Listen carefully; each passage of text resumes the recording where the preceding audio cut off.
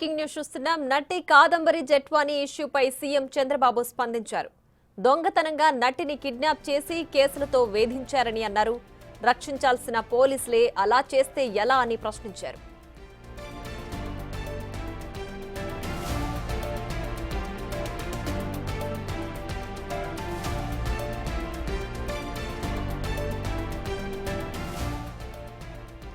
నటి కాదంబరి జెట్వానీ ఇష్యూపై సీఎం చంద్రబాబు స్పందించారు. దొంగతనంగా నటిని కిడ్నాప్ చేసి కేసులతో వేధించారని అన్నారు. రక్షించాల్సిన పోలీసులే అలా చేస్తే ఎలా అని ప్రశ్నించారు.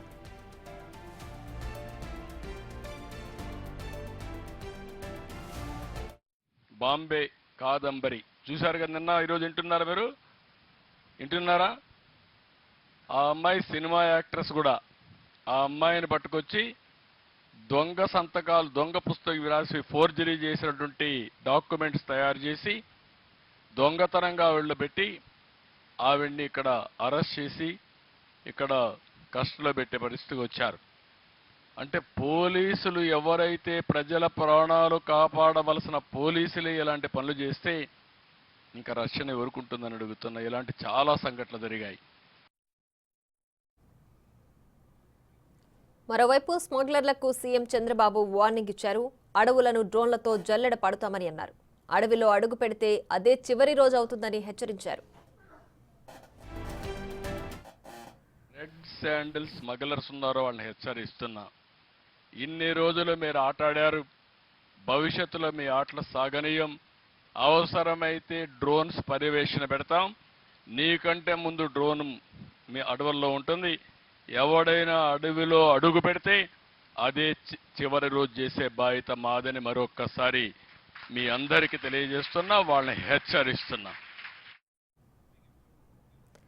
ఇక మరింత సమాచారం మా ప్రతినిధి మల్లికార్జున్ లైవ్ లో అందించడానికి సిద్ధంగా ఉన్నారు. మల్లికార్జున్, చెప్పండి, కాదంబరి జెట్వానీ కేసుకు సంబంధించి ఏపీ సీఎం చంద్రబాబు స్పందించారు. దీనిపై ఎవరున్నా వాళ్ళపైన కఠిన చర్యలు తీసుకుంటామని కూడా చెప్పారు. మరోవైపు అడవులను అంటే ఎర్రచందనం స్మగ్లర్లకు కూడా సీఎం చంద్రబాబు వార్నింగ్ ఇచ్చారు.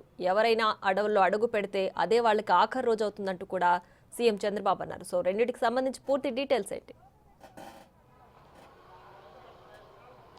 ప్రియా, ఏదైతే కేసు ఉందో ముంబై నటికి సంబంధించిన కేసు సంబంధించి కూడా ముఖ్యమంత్రి చంద్రబాబు చాలా సీరియస్గా వ్యవహరిస్తున్న పరిస్థితి కూడా కనిపించింది. ఎందుకంటే ఎప్పుడైతే ఆరోపణలు వస్తూ ఉన్నాయో ఆ ఆరోపణల పైన మొదటిసారిగా సీఎంఓ నుంచి కూడా అధికారుల యొక్క వివరాలను తెలుసుకోవడం కూడా జరిగింది. దానికి సంబంధించి ఏదైతే కేసుకు సంబంధించి ఇప్పటికే ఆన్లైన్లో తీసుకోవాలని కూడా చెప్పడం జరిగింది. ఈ ఆన్లైన్లో కేసు సంబంధించి కూడా ఈ ముఖ్యమంత్రి చంద్రబాబు నాయుడు ఎప్పటికప్పుడు వివరాలను తెలుసుకుంటూనే ఉన్నారు. అంతేకాకుండా దాంతోపాటు ఈ నటిని కూడా ఆన్లైన్లో ఫిర్యాదు చేయమన్నారు. నిన్న ఫిర్యాదు చేయడం జరిగింది. ఈరోజు స్వయంగా విజయవాడ వచ్చి లిఖితపూర్వకంగా అయితే ఫిర్యాదు అయితే చేయబోతున్నట్టు కూడా తెలుస్తూ ఉంది. ఇప్పుడు ఏదైతే మన హోటల్ ఉందో ఈ హోటల్ నుంచి కూడా ఆమె సిపి ఆఫీస్కి కూడా బయలుదేరినట్టు కూడా తెలుస్తూ ఉంది. లిఖితపూర్వకంగా ఇంతవరకు కూడా లీగల్ టీంతో ఆమె సమావేశం అనేది నిర్వహించుకోవడం జరిగింది.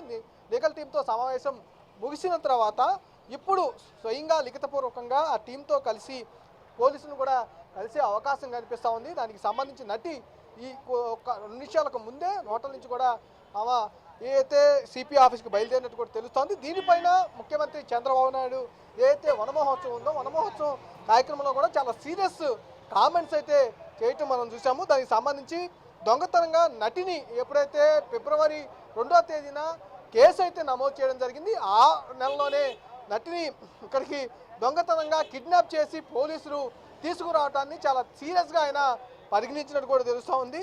అట్లాగే ఆమెని వేధించారని కేసు పెట్టి మరి వేధించారని చెప్పి కూడా ముఖ్యమంత్రి అయితే కామెంట్ చేయడం కూడా జరిగింది. దీంతోపాటు రక్షించాల్సిన పోలీసులే ఇలా చేస్తే ఎలా అని ప్రశ్నించిన పరిస్థితి కూడా కనిపించింది. ఈ ఇష్యూ ఏదైతే మనం చెప్తా ఉన్నామో నటి ముంబై నటికి సంబంధించి ఇష్యూ పైన మొదటి నుంచి కూడా ముఖ్యమంత్రి చంద్రబాబు చాలా సీరియస్గా వ్యవహరిస్తున్నారని కూడా చెప్పుకోవచ్చు. ఎప్పటికప్పుడు అధికారులతో అంటే సీఎంఓ అధికారులతో కూడా ఆయన వివరాలు సేకరిస్తూనే ఉన్నారు.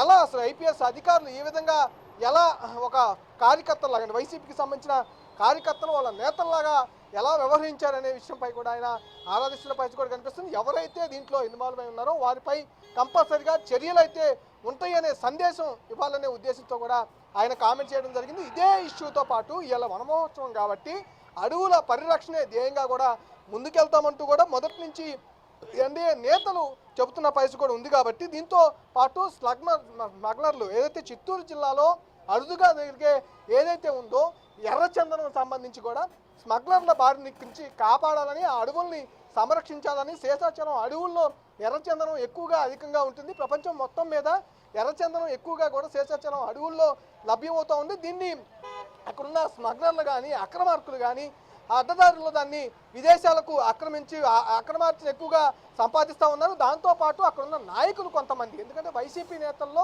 చాలామంది నాయకులు ఈ స్మగ్లర్తో కాంటాక్ట్లు ఉన్నాయనేది కొంత ఇన్ఫర్మేషన్ అయితే గత నుంచి వినిపిస్తున్న పరిస్థితి కూడా కనిపిస్తూ ఉంది. కాబట్టి దీన్ని కంపల్సరీగా అరికట్టాలి, అడవుల్ని పరిరక్షించాలనే ఉద్దేశంతో కూడా ఆయన కొన్ని కామెంట్స్ కూడా ఈ వనమహోత్సవం కార్యక్రమం కూడా చేసినట్టు తెలుస్తూ ఉంది. దీనికి అడవులతో డ్రోన్తో జల్లుడు పడతామంటూ కూడా ఒక హెచ్చరికైతే సాంకేతిక పరిజ్ఞానాన్ని ఉపయోగించుకొని అడవుల్లో ఎలాంటి నరికివేత్తలు జరుగుతూ ఉన్నా, అలాగే ఎర్రచందనం పై దాన్ని తీసుకొని ఎర్రచందనాన్ని అక్కడి నుంచి నరికి తరలించే పరిస్థితి ఏది చేసినా కూడా చాలా తీవ్రమైన చర్యలు ఉంటాయని కూడా ఆయన చెబుతూ, అలాగే అడవిలో అడుగు పెడితే అదే చివరి రోజు అవుతుందంటూ కూడా తీవ్ర వ్యాఖ్యలు ఈరోజు వనమహోత్సవంలో కూడా ఇటు స్మగ్లర్ని ఉద్దేశించి హెచ్చరికలు జారీ చేయడంతో పాటు కేసుకు సంబంధించిన దానిపై కూడా చంద్రబాబు నాయుడు కామెంట్స్ అయితే చాలా సీరియస్గా చేశారని కూడా చెప్పుకోవచ్చు. ప్రియా.